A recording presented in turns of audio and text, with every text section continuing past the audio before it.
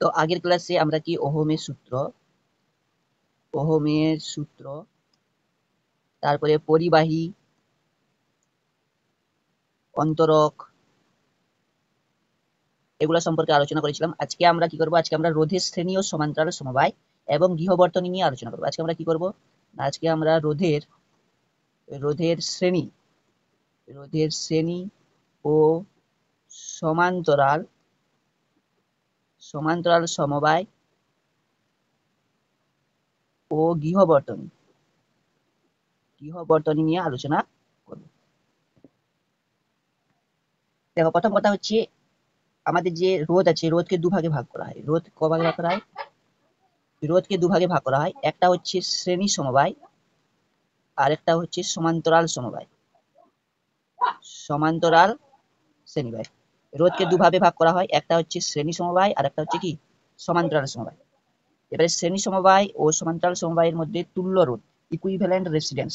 তুল্য রোধ কি না, কোনো তড়িৎ বর্তনীতে যুক্ত একাধিক রোধের একটি সমবায়ের পরিবর্তে যদি এমন একটি রোধ বর্তনীতে যুক্ত করা যায় যাতে নির্দিষ্ট বিভব প্রভেদের জন্য প্রয়োজনীয় মূল প্রবাহ মাত্রা অপরিবর্তিত থাকে, তবে ওই একটি মাত্র রোধকে ওই সমবায়ে তুল্য রোধ বলা হয়।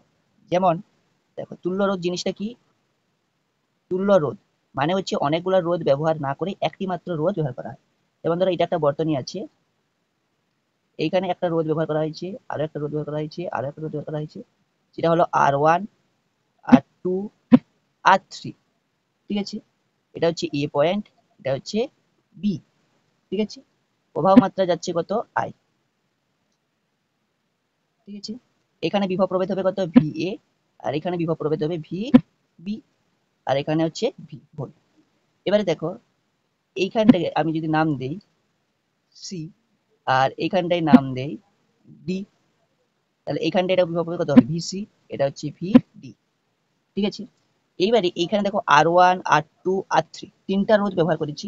তার বদলে যদি ধরো এই একই বর্তনীতে আমি একটা রোধ ব্যবহার করি, ঠিক আছে, এখানে এ থেকে বি তে, যেটা হচ্ছে আর, যেটা এরই এই সবগুলার সমবায়, যেটার মধ্য দিয়ে আই যাবে, সেটাই বলেছে যে কোনো তড়িৎ বর্তনীতে যুক্ত একাধিক রোধের সমবায়ের পরিবর্তে যদি একটি রোধ বর্তনীতে ব্যবহার করা যায় যাতে নির্দিষ্ট বিভব প্রভেদের জন্য বর্তনীর মূল প্রবাহ মাত্রা অপরিবর্তিত, এখানেও আই প্রবাহ মাত্রা হচ্ছে, এখানেও আই প্রবাহ, মূল প্রবাহ মাত্রা কি থাকবে, অপরিবর্তিত থাকে, তবে এই একটি মাত্র রোধকে, এই রোধগুলার কি বলা হয়, তুল্য রোধ বলা হয়। মানে অনেকগুলা না ব্যবহার করে তার বদলে একটা যদি ব্যবহার করি সেটাকে আমরা কি বলবো, তুল্য রোধ। এবার এই তুল্য রোধ নির্ণয় করতে হলে তুল্য রোধ দুটি ভাবে থাকে, একটা হচ্ছে শ্রেণী সমবায় আর একটা হচ্ছে সমান্তরাল সমবায়। শ্রেণী সমবায় কেমন না, যদি পরপর থাকে, এটা ধরো ভোল্টেজ দিচ্ছে, এটা হচ্ছে এটা একটা, ঠিক আছে। এবারে দেখো, আমরা শ্রেণী সমবায়ের ক্ষেত্রে তুল্য রোধ কত হবে প্রমাণ করব। শ্রেণী সমবায়ের ক্ষেত্রে যেটা বললাম, এটা হচ্ছে ভোল্টেজ, এখানে একটা রোধ আছে, এখানে একটা রোধ আছে, এখানে একটা রোধ আছে, এটা হচ্ছে কত, R1, R2, R3, A, B, C, D। এখানে বিভব প্রভেদ VA, এটা হচ্ছে VB, এটা হচ্ছে VC, এখানে অবভিয়াসলি V। প্রবাহ মাত্রা যাচ্ছে কত, I, এখান থেকে এই দিকে, এটা হচ্ছে V। এর তুল্য রোধ কত হবে, যে একটাই আমি রোধ ব্যবহার করবো, যেটা হচ্ছে কত, R, এটা VA থেকে VB তে যাবে, প্রবাহ মাত্রা কত হবে, I থাকবে, আর বিভব প্রভেদ ব্যাটারিকে তড়িৎচালক বলে, এটা ভোল্টেজ কত থাকবে, এই আরটা হচ্ছে R1, R2, R3 তুল্য রোধ। কিন্তু যে আর এর মানটা কত হবে সেটা কি করে পাবো, দেখো প্রথমে প্রবাহ মাত্রা কত যাচ্ছে, আই, যেখানে এ বি সি ডি বিন্দুর বিভব প্রভেদ যথাক্রমে কত, ভিএ ভিবি ভিসি এবং কি ভিডি, যেখানে অবশ্যই VA greater than VB greater than VC greater than কি ভিডি, তবে যে পাশ থেকে প্রবাহ মাত্রা যাচ্ছে। এবারে ওহমের সূত্র অনুযায়ী কি বলেছি, ওহমের সূত্র অনুযায়ী কোন বিন্দুর বিভব পার্থক্য তার প্রবাহ মাত্রা ও রোধের গুণফলের সাথে কি হয়, সমানুপাতিক হয়। তাহলে এইটার ক্ষেত্রে আমরা কি বলতে পারবো, দেখো ভিএ মাইনাস ভিবি সমান আই ইন্টু R1, একই রকম ভিবি মাইনাস ভিসি সমান আই ইন্টু R2, আবার ভিসি মাইনাস ভিডি সমান আই ইন্টু R3। এই তিনটাকে যদি যোগ করা হয়, দেখো ভিবি ভিবি কাটবে, ভিসি ভিসি কাটবে, তাহলে ভিএ মাইনাস ভিডি সমান কত হবে, I into R1 plus R2 plus R3। এই তড়িৎচালক বল থেকে দেখো ডাইরেক্ট পুরো ওহমের সূত্র অনুযায়ী ভিএ মাইনাস ভিডি সমান I ইন্টু আর, সমান কত হলো I ইন্টু আর। ঠিক আছে, এবারে এই দুটো দেখো VA মাইনাস VD সমান এটা, আবার VA মাইনাস VD সমান কত I ইন্টু আর। এই দুটাকে যদি সমান করি তাহলে কি হবে I into R1 plus R2 plus R3 equal to I into R. তাহলে দুই পাশে I কি হবে, ক্যান্সেল হবে। তাহলে R সমান কত হয়ে যাবে I1 plus I2, sorry R1 plus R2 plus R3। তাহলে শ্রেণী সমবায়ের ক্ষেত্রে রোধগুলো কি হয়ে যাবে, জাস্ট যোগ হয়ে যাবে। তার মানে তুল্য রোধ উপাদানের রোধগুলির মানের চেয়ে কি হয়, বেশি হয়। এবারে সমান্তরাল সমবায়ের ক্ষেত্রে আমরা চেক করব। ঠিক আছে, সমান্তরাল সমবায়ের ক্ষেত্রে কেমন হবে দেখো, সমান্তরাল শ্রেণীবায়, সমান্তরাল শ্রেণী ধরো এখানে একটা ভোল্টেজ আছে, বিভব প্রভেদ আছে ভি। ঠিক আছে, আই প্রবাহ মাত্রা যাচ্ছে। ঠিক আছে, এবারে এখানে সমান্তরাল সমবায়,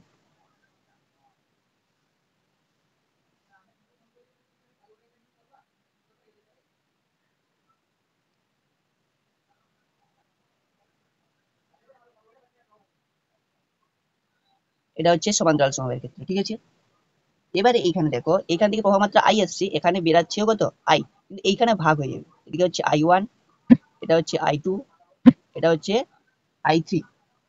ঠিক আছে, এই রোধটা হলো R1 R2 R3। ঠিক আছে, এটা হচ্ছে সমান্তরাল সমবায়ের ক্ষেত্রে। এর যে তুল্য রোধটা হবে সেটা কি হবে,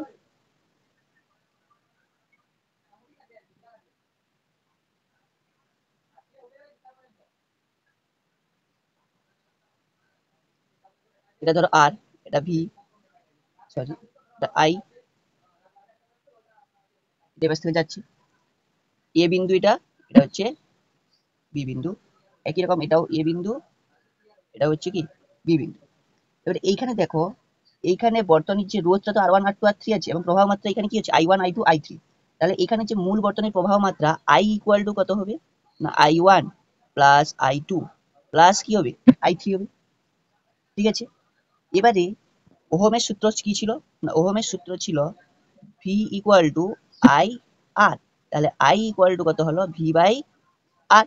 তাহলে এই তুল্য রোধের ক্ষেত্রে এইখান থেকে আমরা I ইকুয়াল টু কত পেয়ে যাবো V বাই আর। তাহলে এখানে বসাবো কত V বাই আর, এখানে I1 সমান কত হয়ে যাবে V by R1, V by R1 plus I2 সমান কত হবে V by R2 plus I3 সমান কত কি হবে V by R3। VB cancel হয়ে যাবে, তাহলে 1 বাই R ইকুয়াল টু কত হবে 1 by R1 plus 1 by R2 plus 1 by R3। এটা হচ্ছে কি সমান্তরাল সমবায়। এবার সমান্তরাল সমবায় তার তুল্য রোধ কি হলো, তার অনন্যকে সমবায় প্রতিরোধের অনন্যকে যোগ করে সেটা কি হয়, সমান হয়। তার মানে তুল্য রোধ উপাদানের রোধগুলির মানের চেয়ে কিন্তু এখানে কম হয়। বুঝা গেছে? এবার এইগুলো বের করার সময় দুটো একটা অঙ্ক পরীক্ষায় পড়ে, ঠিক আছে, এটা আমি বলছি দেখো, যেমন ধরো তোমাদের পড়লো এরকম করে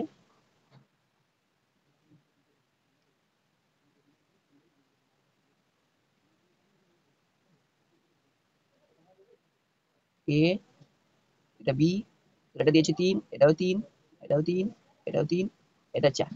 ঠিক আছে, এক্ষেত্রে তুল্য রোধ কত হবে দেখো, প্রথম কথা হচ্ছে এইটা কিসে আছে, এটা পরপর আছে মানে শ্রেণী সমবায়, মানে এটা যোগ হবে 3 প্লাস 3 কত হলো 6,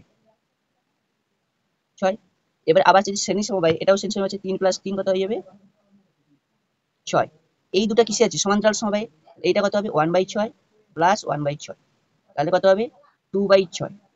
তাহলে 2 3 6 কত হলো 1/3। তাহলে এটা কত হয়ে যাবে অ্যাকচুয়ালি 3 হবে, কারণ 1/r সমান 1/r সমান 1/3, তার মানে r সমান কত হবে 3। তাহলে এইটা পুরোটা বেরালো কত 3, তার সাথে এটা আবার কিসে আছে শ্রেণী সমবায় যোগ হবে, তাহলে 3 প্লাস 4 সমান কত হয়ে যাবে 7। বুঝা গেল? আরেকটা দিচ্ছি দেখো, এরকম তোমাদের পড়ে দুটো প্র্যাকটিস করে দেখে দিচ্ছি, বাকি তোমরা প্র্যাকটিস করবে। যেমন ধরো একটা দিয়েছে এ, এখান থেকে গেছে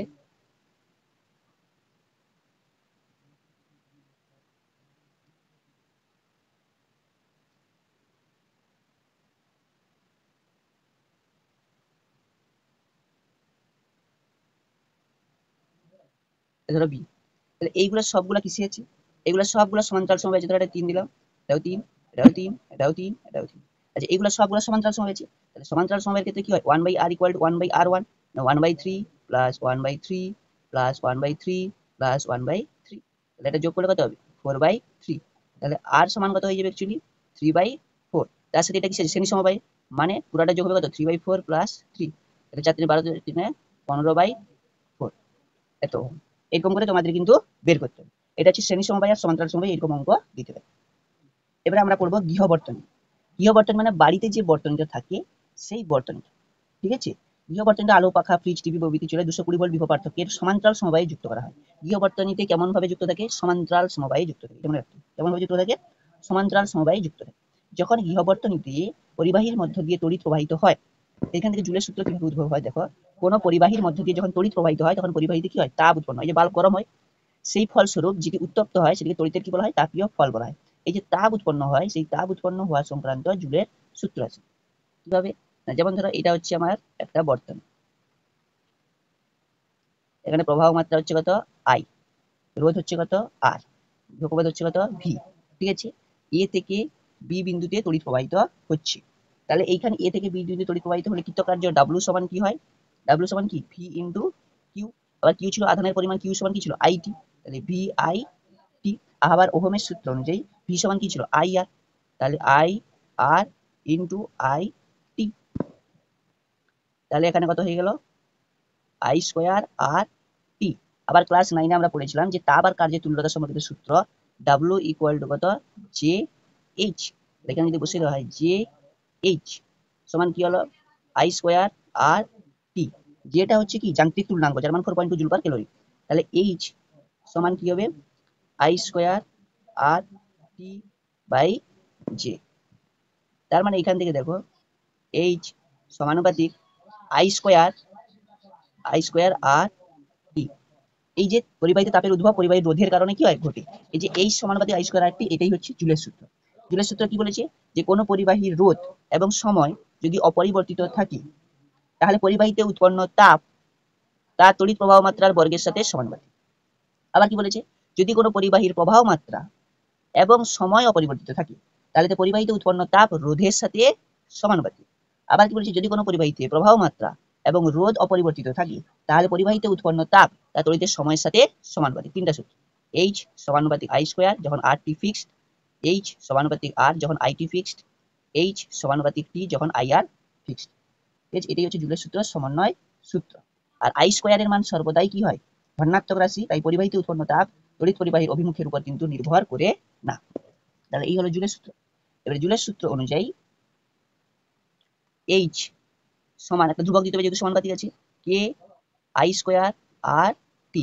এই যে কেটা হলো, কে সমান হচ্ছে কত? 1/j। কি হলো কত? 1/j। আর জি এর মান কত ছিল? 4.2, 1/4.2, ঠিক আছে। তার মানে কত হলো? 0.24। এটা হচ্ছে কে মান, কে এর মান, ঠিক আছে। যদি কে সমান 1 হয়, যদি এসআই, ঠিক আছে, এসআই তে এইচ ইকুয়াল টু, তার মানে এইচ ইকুয়াল টু সূত্রটা কত হবে? 0.24 আই স্কোয়ার আর টি, ঠিক আছে। আর এইচ কে যদি জুলে প্রকাশ এককে প্রকাশ করা হয় তাহলে কে সমান 1 হবে, তখন H equal to I square R T. যখন ম্যাথ করবে তখন সূত্রটা দেখে কিন্তু করবে। এবারে গৃহবর্তনীতে কি কি ব্যবহার হয়? বৈদ্যুতিক ইস্ত্রি, বৈদ্যুতিক হিটার, এগুলো পড়বে। বৈদ্যুতিক বাতি, ফিউজ তার, ফিউজ তারে কি ব্যবহার করা হয় এগুলো তোমাদের পড়ে একটু পড়বে। ফিউজ তারের রেটিং, ঠিক আছে, এগুলো একটু রিডিং করে নেবে। এখানে শর্ট কোশ্চেন আছে যে বাল্বের ভিতরে কি তার দেওয়া থাকে। এবারে আমরা পড়বো তড়িৎ ক্ষমতা, ইলেকট্রিক পাওয়ার, কিলো ঘন্টা বা ওয়াট কি জিনিস, বিওটি, ঠিক আছে, এইগুলো সম্পর্কে আমরা আলোচনা করছি। দেখো তড়িৎ ক্ষমতা কি জিনিস? দেখো ক্ষমতা পি সমান আমরা কি জানি? কার্যকে সময় দিয়ে ভাগ করতে হবে, ডাব্লু বাই টি। সবসময় এটা ক্ষমতা সমান কি হয়? W by T. আর কার্য সমান কি ছিল এখানে? কিউ ইন্টু ভি বাই কত? টি। আবার কিউ সমান কি ছিল? I T into V by T. তাহলে কি হয়ে গেল? V into I, V into কি? আই। তাহলে তড়িৎ ক্ষমতা সমান কি হয়ে গেল? V into I. আবার ভি সমান কি হয়? I R. তাহলে কত হলো? I square R. তাহলে দেখো এখানে পি সমান কি পেলাম? V I. আবার কি পেলাম? আই স্কোয়ার আর, ঠিক আছে। আবার আই সমান কি হয়? এইখান থেকেই দেখো ভি সমান আমার কত হয়? I R. তাহলে আই সমান কত হবে? V by R. তাহলে এখানে যদি বসাই V square by R square into into R, তাহলে কত হবে? V square by R. তাহলে এখানে তিনটা সূত্র দেখো, পি সমান ভিআইও হয়, পি সমান আই স্কোয়ার আরও হয়, আবার পি সমান ভি স্কোয়ার বাই আরও হয়। এবার ম্যাথ কেমন করবো? যদি তোমাকে ভি আর আই মান দেওয়া থাকে তখন এটা লাগাবো, যখন আই আর এর মান দেওয়া থাকে তখন এটা লাগাবো, যখন ভি বাই আর এর মান দেওয়া থাকে তখন এটা লাগাবো। তো এখানে ম্যাথ যখন বলবে যে ক্ষমতা কত বের করা, তিন রকম হয়ে পড়তে পারে। এইগুলো তোমাদের মাথায় রাখতে হবে। যখন ভি আর আই থাকবে তখন এটা লাগাতে হবে, যখন আই আর থাকবে এটা লাগাতে হবে, যখন ভি বাই আর থাকবে এটা লাগাতে হবে। এরকম ঘুরিয়ে ঘুরিয়ে তোমাদের ম্যাথ দেয়, ঠিক আছে। এইখান থেকে 1 ওয়াট তড়িৎ ক্ষমতা বলতে কি বোঝায়? কোনো বৈদ্যুতিক যন্ত্রে 1 সেকেন্ডে 1 জুল হারে তড়িৎ শক্তি ব্যয় করলে ওই যন্ত্রটির ক্ষমতাকে বলা হয় কত? 1 ওয়াট, ঠিক আছে। কারণ এর এর এরকম কি ওয়াট, ঠিক আছে, আর এটা হচ্ছে তো ভোল্ট, আর এটা হচ্ছে কি অ্যাম্পিয়ার, ভোল্ট ইনটু অ্যাম্পিয়ার। এবার এখানে 1 ওয়াট ইউনিট মানে কি 1 কিলোওয়াট, 1 কিলোওয়াট মানে কি 1000 ওয়াট ইনটু 1 ঘন্টা, তাহলে 1000 ওয়াট ইনটু 1 ঘন্টা মানে 3600 সেকেন্ড, মানে 3.6 into 10 to the power 6 joule. এবারে দেখো ওয়াট, বিও টি, ওয়াট বের করার সংখ্যা কি, ওয়াট সংখ্যা বাই 1000 মানে হচ্ছে ভোল্ট ইনটু অ্যাম্পিয়ার ইনটু সময় বাই 1000। ঠিক আছে, এই সময়টা কিসে থাকবে, ঘন্টায়। ঠিক আছে, সময়টা কিসে থাকবে, ঘন্টায়। যেমন এগুলো তোমাদের অঙ্ক পরে ধরো বললো একটি বাড়িতে 10টি কি 40 ওয়াটের বাতি জ্বলে, 3টি 100 ওয়াটের পাখা চলে। ঠিক আছে, তাহলে এগুলি দৈনিক গড়ে 5 ঘন্টা চলে, কত ঘন্টা চলে, 5 ঘন্টা, দৈনিক গড়ে কত ঘন্টা চলে, 5 ঘন্টা চলে।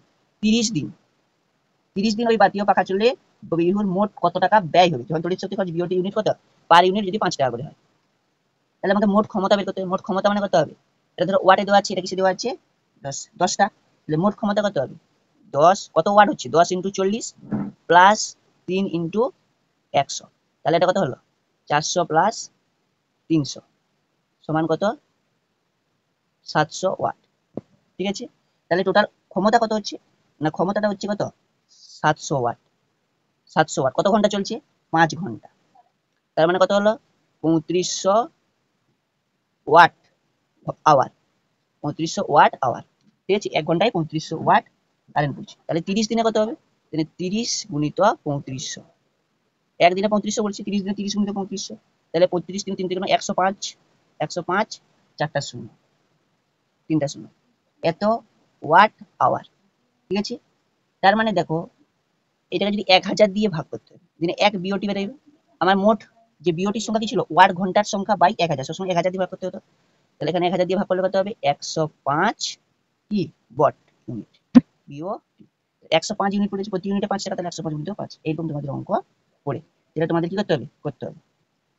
এবারে তোমাদের একটা বাল্বে লেখা থাকে, দেখো এইটা পরীক্ষায় পড়ে যে 220 ভোল্ট 100 ওয়াট, এই কথাটার অর্থ কি, না এটার অর্থ হলো যে ওই বাল্বটির প্রান্তীয় বিভব প্রভেদ হচ্ছে 220 ভোল্ট, ওই বাল্বটি সর্বাধিক উজ্জ্বলতায় জ্বলে, 220 ভোল্ট হলে বাল্বটি সর্বাধিক উচ্চতায় জ্বলে, এবং বাল্বটি প্রতি সেকেন্ডে 100 জুল হারে তড়িৎ শক্তি কি করে ব্যয় করে, 100 জুল হারে তড়িৎ শক্তি ব্যয় করে। এই ক্ষেত্রে তোমরা রোধ কি করে বের করবে, না প্রথমে আইটা বের করে নেবে, আই সমান কি হয়, না পি বাই ভি, এইখান থেকে বেরিয়ে যাবে, পি মানে কত 100, ভি মানে কত 220, তাহলে আই সমান কত বেরিয়ে যাবে 0.45, এখান থেকে রোধ বেরিয়ে যাবে আর, আর সমান কত হয়ে যাবে ভি বাই আই, ভি সমান কত আছে 220 বাই আই হচ্ছে 0.45, এইরকম করে। ঠিক আছে, এবার আমরা দুটো বাল্ব সম্পর্কে বলি, একটা হচ্ছে সিএফএল আর একটা হচ্ছে এলইডি। সিএফএল এ কি হয়, না সিএফএল নামে একটি বাঁকানো কাঁচ নলের মধ্যে নিম্নচাপে পারদ বাষ্প থাকে, যখন তড়িৎ মুখর নলে তড়িৎদ্বারের মধ্যে দিয়ে তড়িৎ প্রবাহিত হয়, তখন সেই ইলেকট্রনগুলি নিম্ন শক্তি স্তর থেকে ঝাঁপ দিয়ে উচ্চ শক্তি স্তরে পৌঁছায়, পরে ইউভি রশ্মি বিকিরণ করে, সেই ইউভি রশ্মিগুলো কাঁচ নলে পলিপ্ত ফ্লোরোসেন্ট পদার্থের উপর পড়লে দৃশ্যমান হয়ে ওঠে। আর এলইডি তে কি হয়ে থাকে, এলইডি হচ্ছে পিএন সংযোগ ডায়োড, যেটা পরে তুমি 11 12 পড়বে আছে পিএন সংযোগ ডায়োড, সেই গ্যালিয়াম আর্সেনাইড ও গ্যালিয়াম ফসফাইড দিয়ে তৈরি ডায়োডের মধ্যে দিয়ে তড়িৎ প্রবাহ হলে দৃশ্যমান আলো নির্গত হয়, যেটি অত্যন্ত নিম্ন বিভব প্রভেদেও চলে। এবারে এলইডি ও সিএফএল এর মধ্যে পার্থক্যটা তোমরা করে নিও। ঠিক আছে, এটা হচ্ছে আজকে আমরা শ্রেণী সমবায়, সমান্তরাল সময় এবং গৃহ বর্তনী বেশি গাইতে দেখলাম, বাকিগুলো তোমরা বইতে পড়বে, যে ইলেকট্রিক হিটার টিটার এগুলো কি সেগুলো পড়তে হবে, সেগুলো বোঝানো সেরকম কিছু নেই। কাল এরপরের ক্লাসে আমরা তড়িৎ চুম্বক নিয়ে আলোচনা করবো, যেখানে অ্যাম্পিয়ারের সন্তরণ নিয়ম, ওরেস্টেটের সূত্র, এগুলো নিয়ে আলোচনা করবো। আর এগুলো একটা একটা করতে হবে, যেমন বৈদ্যুতিক মোটর নিয়ে একদিন আলোচনা করবো, ডিসি মোটর, এসি মোটর, ঠিক আছে, জেনারেটর কিভাবে কাজ করে সেটা পড়বো, তারপরে জলবিদ্যুৎ কিভাবে তৈরি হয়, তাপ বিদ্যুৎ কিভাবে তৈরি হয়। ঠিক আছে, দিলে আমাদের গৃহস্থলী বর্তনীটা বুঝিয়ে দিয়ে যে ওয়ারিং কিভাবে করতে হয়, কোথায় মেন সুইচ কোথায় মিটার থাকবে সেটা বুঝিয়ে দিলে এই চ্যাপ্টারটা কি হবে, শেষ হবে।